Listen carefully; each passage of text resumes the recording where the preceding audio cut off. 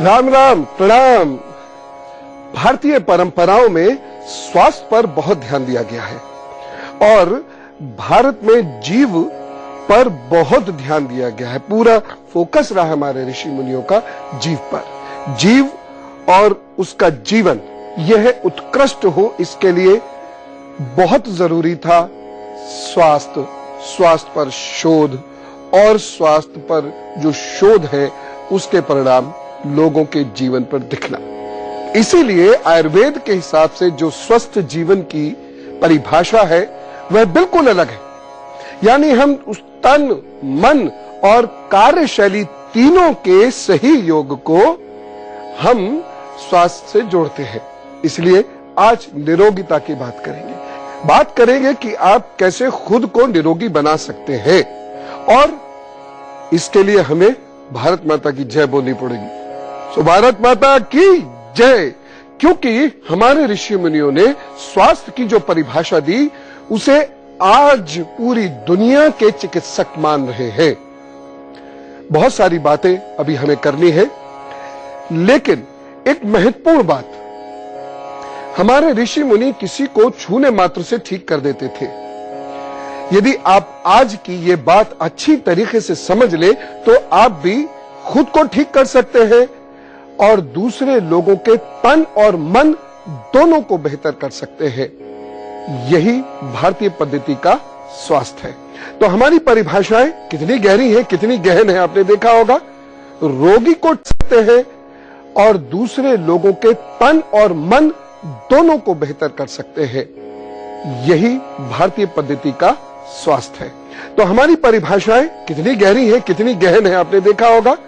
रोगी को ठीक करना स्वस्थ होना नहीं है, रोग ना होना स्वस्थ होना है। तो आपने देखा होगा या सुना होगा, पढ़ा होगा कि कोई व्यक्ति परेशान तन से या मन से, वह किसी साधु से मिला, साधु ने उस पर हाथ फिराया या उनके साथ बैठकर पूजा करी या कोई यज्ञ किया या कोई भभूत दी और उस व्यक्ति के कष्ट मुक्त हो गए।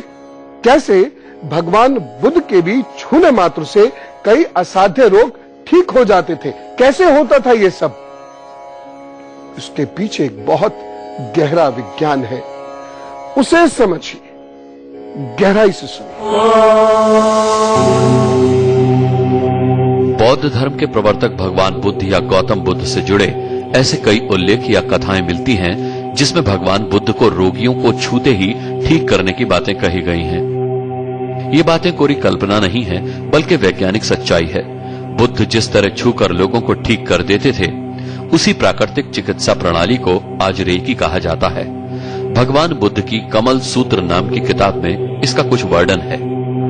2500 वर्ष पहले भगवान बुद्ध ने ये विद्या अपने शिष्यों को सिखाई ताकि देशाटन के समय जंगलों में घूमते हुए उन्हें चिकित्सा सुविधा का अभाव न हो और वो अपना उपचार कर सकें।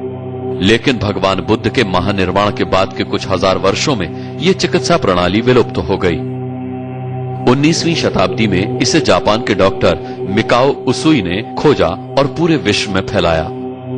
रेकी की मान्यता है कि जब तक कोई प्राणी जीवित है, की यानी जीवन की ऊर्जा उसके इर्द गिर्द बनी रहती है।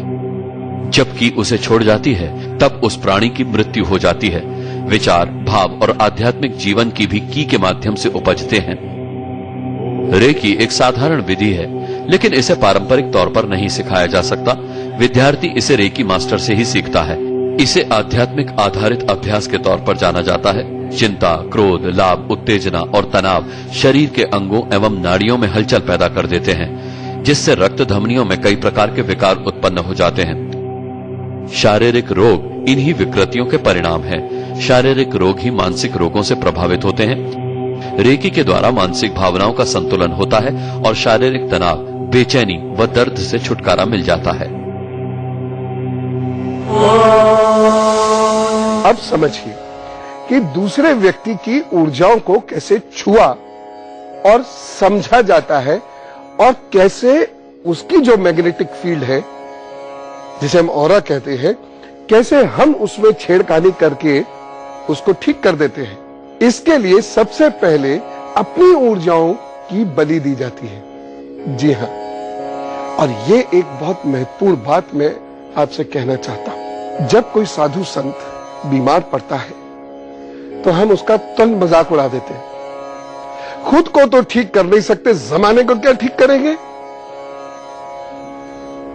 वह खुद को इसीलिए नहीं ठीक कर पाता क्योंकि उसे जमाने को ठीक करना होता है। वह न केवल अपनी भौतिक इच्छाओं की बलि दे चुका होता है, न केवल अपने पिंड की बलि यानी पिंडदान कर चुका होता है अपने जीवित रहते, बल्कि अपनी ऊर्जाओं की भी बलि देता है। इसलिए वह बीमार हो जाता है, लोग ठीक हो जाते हैं। तो कृपा करके किसी महान संत के बारे में आज के बाद ऐसा मत कहिएगा। अब आपके पास यदि कोई बीमार या अवसादग्रस्त व्यक्ति आया और आपने अपनी ऊर्जाओं को ईश्वर के चरणों में उसकी बलि दे दी है, अपनी कोई महत्वाकांक्षा मत रखिएगा, तो आप उसको ठीक कर सकते हैं। साधना करनी पड़ेगी। भारत में इसे प्राण विद्या या त्रिकाल विद्या के नाम से जाना जाता है। सम्मोहन विद्या को प्राण विद्या या त्रिकाल विद्या भी कहते हैं। ये भारत की प्राचीन विद्या है। रुद्रयामल व तंत्र चूड़ामणि में सम्मोहन व वशीकरण का विवरण मिल जाता है। आमतौर पर सम्मोहन का अर्थ वशीकरण से लगाया जाता है, लेकिन ये दोनों बेहद अलग हैं। वशीकरण का अर्थ है किसी को वश में करना, जबकि सम्मोहन में मन का अहम कार्य होता है। मन में कई स्तर होते हैं, इनमें से एक है आत्मचेतन मन। ये मन न तो विचार करता है और न ही निर्णय लेता है, बल्कि हकीकत से अवगत कराता है। इस मन की साधना ही सम्मोहन है। सम्मोहन एक विज्ञान है। पश्चिम देशों में इसे विज्ञान के रूप में विकसित किया गया है, परंतु हमारे देश में इसे योग साधना व त्राटक का अंग माना गया है। मानव को होने वाले रोग दो प्रकार के होते हैं, शारीरिक और मानसिक। दोनों ही तरह की बीमारियों में सम्मोहन या त्रिकाल विद्या बेहद लाभदायक होती है। सम्मोहन या त्रिकाल विद्या की तंत्रावस्था में दिए गए सुझाव इतने प्रभावकारी होते हैं कि इनसे रोगी के बहुत से मानसिक रोग दूर किए जा सकते हैं। हमारे मन व मस्तिष्क में बहुत सी ग्रंथियां पैदा हो जाती हैं, जो बाद में किसी रोग में तब्दील होकर व्यक्ति को परेशान करती हैं। सम्मोहन से उनका कारण ढूंढकर उनका निवारण किया जा सकता है। अनेक ऐसे रोग हैं जिनमें सम्मोहन चिकित्सा द्वारा उपचार किया गया है और रोगी को लाभ मिला है। सम्मोहन से सिर दर्द, कमर दर्द, पांव या हाथ पैर, डर, अनिद्रा, मानसिक तनाव, विषाद, लकवा, मिर्गी, कमजोर याददाश्त, हकलाना, तुतलाना, हृदय रोग, नपुंसकता, कब्ज, मोटापा, कमजोर आंखें आदि बीमारियां ठीक होती हैं। लेकिन इस त्रिकाल विद्या या इसे कुछ लोग सम्मोहन विद्या भी कहते हैं, लेकिन ये वो हिप्नोटिज्म नहीं है जिसके चलते आजकल ठगी होती है। ये सम्मोहन विद्या बिल्कुल अलग है। जो साइकियाट्रिस्ट है या जो इस विद्या के जानकार है, वो जानते हैं कि ये बेहद सात्विक प्रक्रिया है, जिससे हम अपने रोगों को अपने अंदर से खुद भी निकाल लेते हैं। लेकिन इसके लिए कुछ अत्यंत आवश्यक शर्तें हैं। इन शर्तों के बिना आप चाहे कितने हाथ पांव मार लें, दूसरों के तो छोड़िए, अपने रोग ठीक नहीं कर सकते। तो वह शर्तें क्या हैं? सबसे पहले आपकी इष्ट साधना। आप किसी पंथ को माने, किसी गुरु को माने, किसी धर्म को माने, हर धर्म का एक इष्ट है, रब है, खुदा है। उसकी नियमित साधना। और कैसी साधना? जिससे आपका व्यवहार सरल हो। यदि आप कहते हैं आपने साधना करी है, पूजा करी है, लेकिन आपके अंदर ईर्ष्या है, लोभ है, अहंकार है, तो काय बात की पूजा करिए, कुछ भी नहीं होगा। आपकी ऊर्जा का एक अणु भी ऊपर की ओर नहीं चढ़ेगा और धर्म गति को प्राप्त नहीं कर सकता। मैं दावे से कह रहा हूं, जो कहता है ऐसा तो झूठ बोलता है। इसलिए जितने साधक आपको देखेंगे वो बेहद सरल होंगे। वो सबको प्रेम की दृष्टि से देखेंगे, क्योंकि यह एक आवश्यक शर्त है।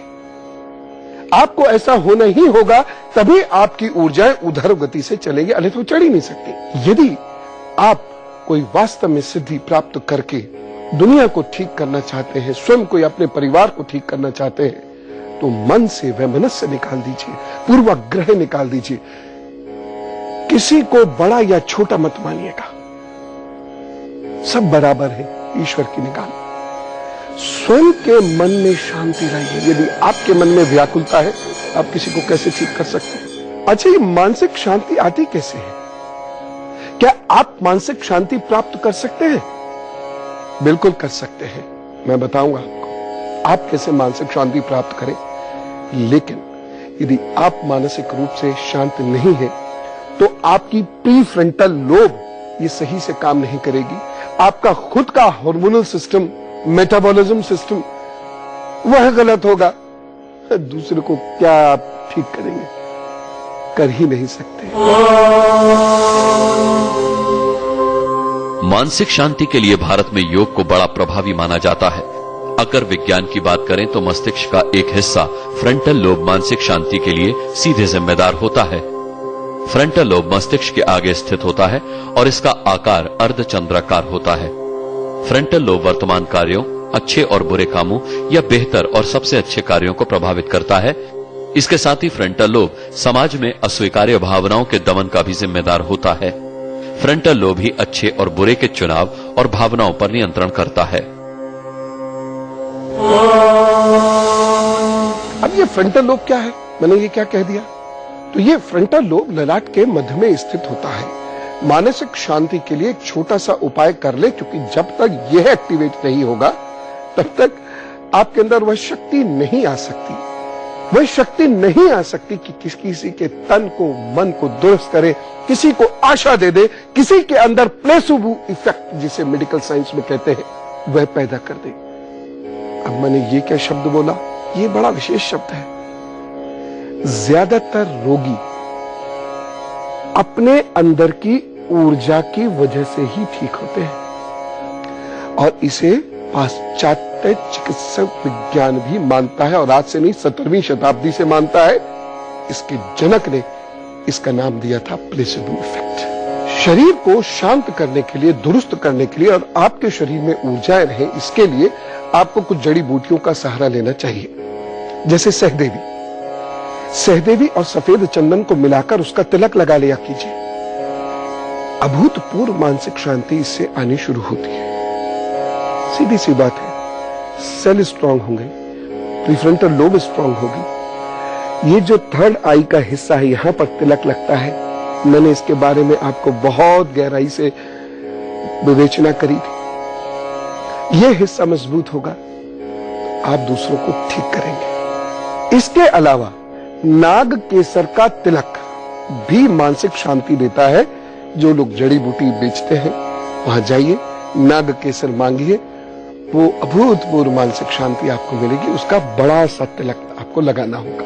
एक काम और आपको करना होगा, बेहद अनुशासित और सात्विक जीवन आपको बिताना होगा और सात्विक भोजन ही आपको करना होगा। जी हां, भोजन और मानसिक शांति का बड़ा गहरा संबंध है। आपका भोजन आपको अशांत करता है और अशांत मन शरीर को अशांत करता है।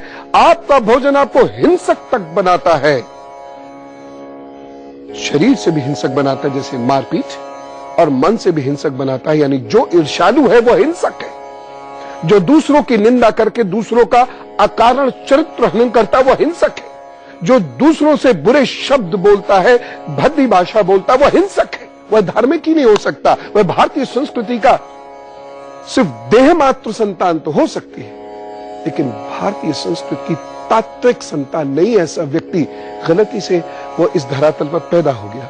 अपने सात्विक भोजन को अपनी जिंदगी का हिस्सा बनाइए, क्योंकि यदि आपने सात्विक भोजन नहीं किया तो आपका मन हमेशा अशांत रहेगा और आपके शरीर की ऊर्जाएं बिखरती चली जाएंगी। बच्चों, खास तौर से आप सुनो, जो आप इधर उधर का भोजन आजकल करते हो वो बहुत बड़ा कारण है आपके जिद, आपके गुस्से का, आपके अंदर कामुकता का और एकाग्रता की कमी का। आयुर्वेद ने भोजन के 3 प्रकार बताए हैं। पहला सात्विक भोजन, दूसरा राजसिक भोजन और तीसरा तामसी भोजन। सात्विक भोजन ताजा, रसयुक्त, हल्की चिकनाई युक्त और पौष्टिक होना चाहिए। इसमें अन्न, दूध, मक्खन, घी, मठा, दही, हरी पत्तेदार सब्जियां, फल, मेवा आदि शामिल हैं। सात्विक भोजन शीघ्र पचने वाला होता है। इनसे चित्त एकाग्र तथा पित्त शांत रहता है। भोजन में ये पदार्थ शामिल होने पर विभिन्न रोग एवं स्वास्थ्य संबंधी परेशानियों से काफी बचाव रहता है। जबकि राजसिक भोजन मिर्च मसालेदार होता है। इसमें चिकनाई की अधिकता होती है। आयुर्वेद के अनुसार राजसिक भोजन से व्यक्ति क्रोधी और काम भावना से ग्रसित होता है। तामसिक भोजन में मांसाहार आ जाता है, लेकिन बासी एवं विषम आहार भी इसमें शामिल है। तामसी भोजन व्यक्ति को क्रोधी एवं आलसी बनाता है, साथ ही कई प्रकार से तन और मन दोनों के लिए हानिकारक होता है। एक और अनुपम विद्या है जिससे बड़े बड़े रोग भगा दिए जाते हैं, अपने भी दूसरों के भी, और उसे कहते हैं त्राटक। अब आप में से बहुत सारे लोगों के मन में एक और शब्द आ गया, ये त्राटक क्या है? सुनिए, दरअसल त्राटक भी एक तरीके की सिद्धि है, एक तरीका का योग अभ्यास है, और यही वो योग अभ्यास है जिससे आप अपने मन की एकाग्रता, ऊर्जा को बढ़ाते हैं, बिखरे हुए मन को और मानसिक शक्तियों को एकाग्र करते हैं। इससे मन सरल होता जाता है, शांत होता जाता है, और आपकी आध्यात्मिक शक्तियां बढ़ती चली जाती हैं। त्राटक का अर्थ होता है किसी वस्तु विशेष लगातार खुली आंखों से टकटकी लगाकर देखते रहना। त्राटक की दो अवस्थाएं होती हैं, पहली त्राटक या ब्रह्म्य त्राटक और दूसरी अंतर्ताटक। ब्रह्म्य त्राटक में मन को ब्रह्म वस्तु विशेष पर एकाग्र किया जाता है। मन को एकाग्र करने के लिए किसी ऐसी वस्तु का चुनाव किया जाता है जो मन को अच्छी लगे। इसके लिए सूर्य, चंद्रमा, ओम का चिन्ह, गुरु या इष्ट देव का चित्र आदि कुछ भी चुना जा सकता है। इसमें आईने का भी इस्तेमाल किया जा सकता है। इसमें मन, मस्तिष्क व सारा ध्यान उस चिन्ह या वस्तु को देखने में लगा देना होता है। दूसरा त्राटक है अंतर त्राटक। इसका अभ्यास मन को अंतर्मुखी बनाने के लिए किया जाता है। कुछ भी चुना जा सकता है। इसमें आईने का भी इस्तेमाल किया जा सकता है। इसमें मन, मस्तिष्क व सारा ध्यान उस चिन्ह या वस्तु को देखने में लगा देना होता है। दूसरा त्राटक है अंतर त्राटक। इसका अभ्यास मन को अंतर्मुखी बनाने के लिए किया जाता है। पहले ब्रह्म त्राटक का अभ्यास किया जाता है तथा ब्रह्म त्राटक का अभ्यास करते समय आंखें बंद करने पर जो बिंब दिखाई पड़ता है उसका इस्तेमाल अंतर त्राटक में किया जाता है। त्राटक का अभ्यास अधिकतम स्थिर आसन में किया जाता है। इसका अभ्यास सिद्धासन, सिद्ध योनि आसन में करना श्रेयस्कर होता है। इसे सुखासन या बैठकर भी किया जा सकता है। त्राटक के अभ्यास के लिए कुछ महत्वपूर्ण बातें इस प्रकार हैं। इसका अभ्यास करते वक्त आंखों को झपकाना नहीं चाहिए, दृष्टि भी स्थिर होनी चाहिए। अभ्यास के दौरान जब ध्यान स्थिर हो जाता है तब साक्षी भाव से देखना होता है। दूसरों को स्वस्थ करने की क्रिया की कुछ खास शर्तें भी होती हैं। आप ऐसे किसी को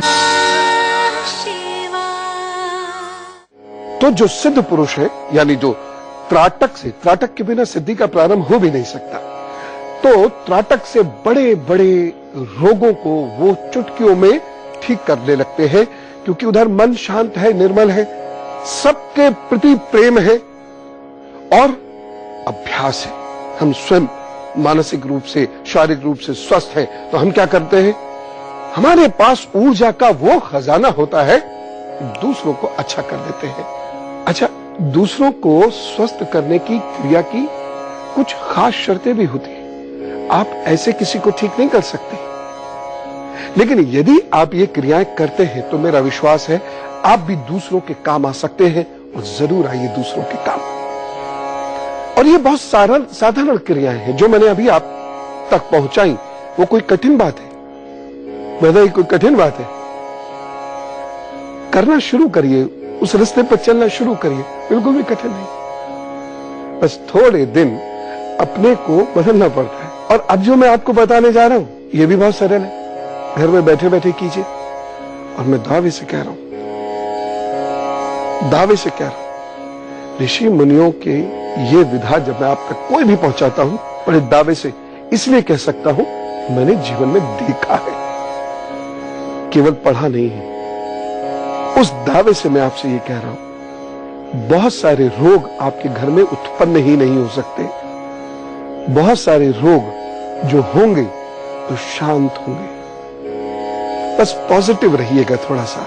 हम लोग कहते हैं हर चीज में एक्सट्रीम चले जाते हैं ना, 0 क्यों नहीं हो गए रोग? 100 थे, आपकी क्रियाओं से 50 रह गए। तो इस सकारात्मक सोच के साथ अपना जीवन जिया कीजिए। बहुत बुरा होना था, आपकी साधना से कम बुरा हुआ है, प्रभु कृपा से कम बुरा हुआ है। लिखिए क्या क्या करना होगा। जब भी आप किसी को ठीक करेंगे तो गुनगुने जल में सेंधा नमक, जिसे चट्टानी नमक भी कहते हैं, पहाड़ी नमक भी कहते हैं, लाहौरी नमक भी कहते हैं, तो सेंधा नमक डालकर हाथों को अच्छे से धोए। असल नमक तो सेंधा नमक है, ये चिकित्सक भी मानते हैं। अच्छे से हाथों को धोए और हो सके तो स्नान भी करें सेंधा नमक से। फिर प्राणायाम करें, फिर अपने इष्ट को प्रणाम करके उनसे ऊर्जा मांगे और बहुत मुक्त रूप से मांगिएगा।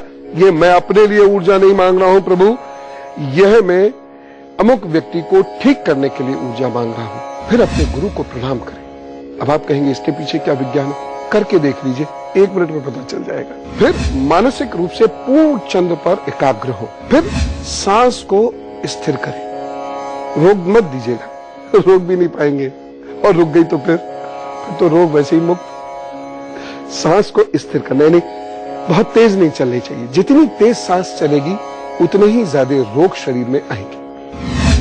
फिर मन को स्थिर करें, यानी अब आप और आपका पेशेंट, वो आपका बच्चा बच्ची भी हो सकता है, माँ बाप भी हो सकते हैं, कोई अनजान व्यक्ति भी हो सकता है। प्रभु आप और वो, ये ऊर्जा का कनेक्शन बनना है। अब यदि आपके किसी अंग विशेष में परेशानी है तो वहां एकाग्र कर दे। जैसे मान लीजिए मेरे यहां परेशानी है, मान लीजिए मेरे ये पूरे हिस्से में चोट लग गई है, तो मेरे अंग में यहां परेशानी है, ये चल नहीं रहा है, तो मैं इस तरीके से अपने को यहां ही एकाग्र कर दूंगा। यदि किसी अन्य के अंग विशेष में परेशानी है तो वो वहां अपनी दृष्टि को एकाग्र कर लेगा और बहुत शांत भाव से, ऐसे नहीं घूर रहे हैं बिल्कुल नहीं, एकाग्र शांत भाव से। जैसे फर्ज कीजिए सामने वाले व्यक्ति से आपके सिर में दर्द है, तो मैं वहीं अपने आपको आपके मस्तक पर दृष्टि से एकाग्र कर,